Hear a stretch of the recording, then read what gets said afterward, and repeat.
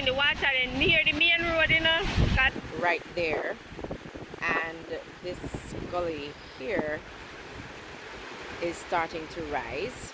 The people say they're not going to move, so let's just hope for the best. Let me give you a steady shot.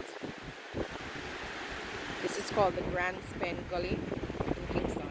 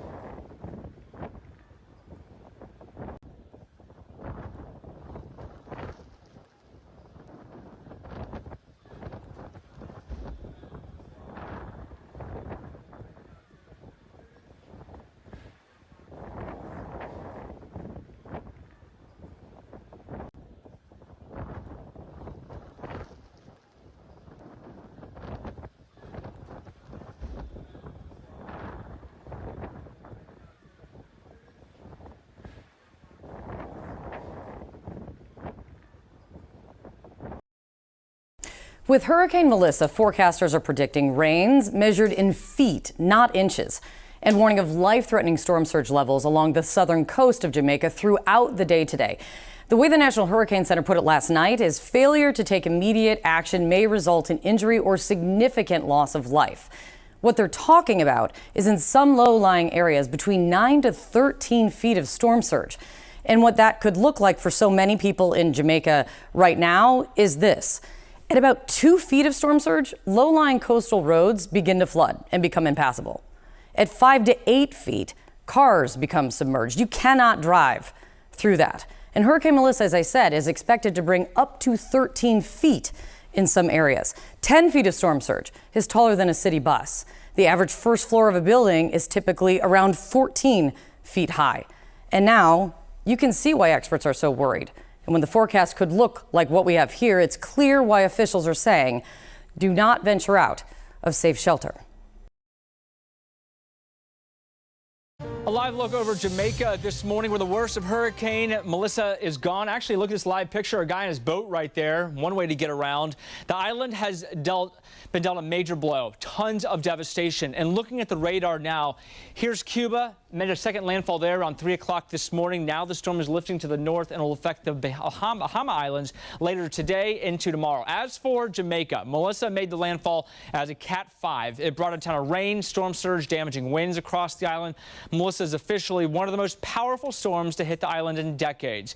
And looking at the damage now, there are just examples, one after another, of homes that have been destroyed, power lines down as well, and they are going to be without power for a while until some of this infrastructure is built back.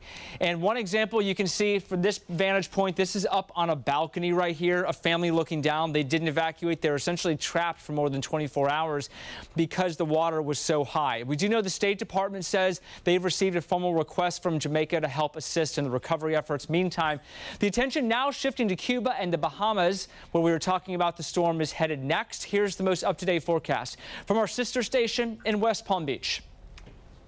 Hurricane Melissa made a second landfall overnight in eastern Cuba. Happened at around 3:10 this morning as a Category 3 hurricane with winds of 120 miles per hour. As of the latest update from the National Hurricane Center, Melissa is continuing to weaken. Winds down to 115 miles per hour, but it's still a Category 3. It'll be moving out over the open waters a little bit later this morning and then over the Bahamas later on today. And we're also continuing to track these live pictures that come in to show us exactly what it's like down there. Again, live look over Jamaica here to my left, and updates all morning here at the live desk for you. We're now traveling to the western side of Jamaica. That's where obviously Hurricane Melissa made landfall, and this is the first time we've been able to get out of the capital city of Kingston. And you can see just some of the overwash here on the roadways. We've encountered a lot of rock slides and mudslides and down trees, some power lines over the roads, and it's difficult to navigate this area. I mean, here's an electrical wire dangling right in front of us as well. This is obviously very typical of hurricane damage, but as we get further and further into the disaster area where the core of the hurricane struck, we anticipate the destruction to be more widespread. And obviously the weather's been a challenge as well. We've encountered a lot of fog, so these narrow roads that wind through these regions as we head towards the St. Elizabeth Parish, the western portions of Jamaica. We're getting closer and closer to New Hope, where the official landfall point was. This is going to be quite a challenge, but we're going to try and report from this area that was so heavily impacted by the hurricane. The entire Jamaica has felt the brunt of Melissa. Hurricane Melissa is being called the storm of the century after slamming into Jamaica with devastating effect Tuesday as one of the strongest Atlantic hurricanes in history. Jamaica has gone through what I can call one of its worst periods. Melissa made landfall as a Category 5 storm with 185-mile-per-hour winds. The massive scale of the destruction quickly became clear, with extensive damage reported across southwestern Jamaica. Schools, homes, and hospitals all affected by the hurricane. Some of those areas, like St. Elizabeth Parish, are the main food-producing regions of the country. St. Elizabeth is the breadbasket of the country, and that has taken a beating. Officials said hundreds of thousands of people on the island were left without power. After tearing across Jamaica, Hurricane Melissa barreled over the Caribbean toward Cuba. Storm surge along the southeast Cuban coast 8 to 12 feet above normal tide levels. And again, dangerous major hurricane force winds expected across portions of southeastern Cuba. More than 735,000 people have been evacuated in Cuba, where residents and officials spent days preparing for the hurricane's impact.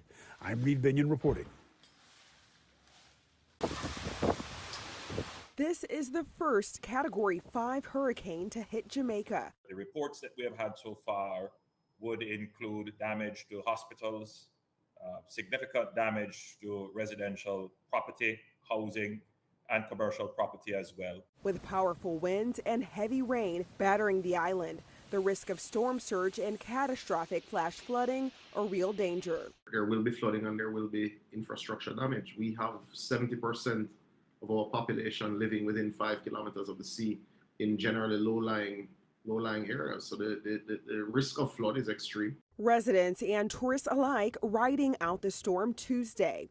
The wind that I've experienced, I've never heard or felt anything like that in my life. It's really overwhelming. They told everyone to pack in an emergency bag so that we will have that in all our important documents. A hurricane hunter's view of the storm's eye on Monday, but Tuesday, that eye moved squarely over western Jamaica about 3 hours after it made landfall. This is an extremely dangerous, life-threatening situation. Take cover now. Do not go out in the eye as it passes your area. The National Hurricane Center warned of the potential for, quote, total structural failure. Widespread infrastructure damage, communications loss, power loss in isolated communities, and along the southern coast, life-threatening storm surge. I'm Sherelle Hubbard reporting. Cuba has been getting blasted all morning since last night. We continue to receive hurricane strength gusts. You can just hear outside the shrapnel, pieces of roof flying off and hitting. I see power lines still up out the window. That's a good sign, but there are a lot of trees down. And it's just been hours and hours of this pounding wind, of the rain coming down. We are in a very, very solid building where I am right now, a cement house, and that has kept us safe. For the people outside, I can't imagine what it's been like. I'm sure people have lost roofs. I'm sure people have had trees come down, power lines come down, perhaps even lost homes. This is a Category 3 storm. That is a major hurricane. It can do impressive structural damage. And so as the morning goes on, at first light, we'll have a better sense of the damage that's been done here. But we continue to be under the gun here in Cuba. Hurricane Melissa is just not letting up. Patrick Ottman, CNN, Santiago de Cuba. The same areas that are being battered by this storm on the south coast of Jamaica were also impacted only a year ago by Hurricane Beryl, a Category 4 storm. And some of those areas, like St. Elizabeth Parish, are the main food-producing regions of the country. So we know that, you know, the first time you're hit by a storm of this nature, it's devastating. The next time that a storm like this impacts the same communities, you can only imagine how difficult it will be for them. On a humanitarian basis, we have to. So we're watching it closely, and we're prepared to move. But you know, it's doing tremendous damage. It's, as we speak, it's right there right now.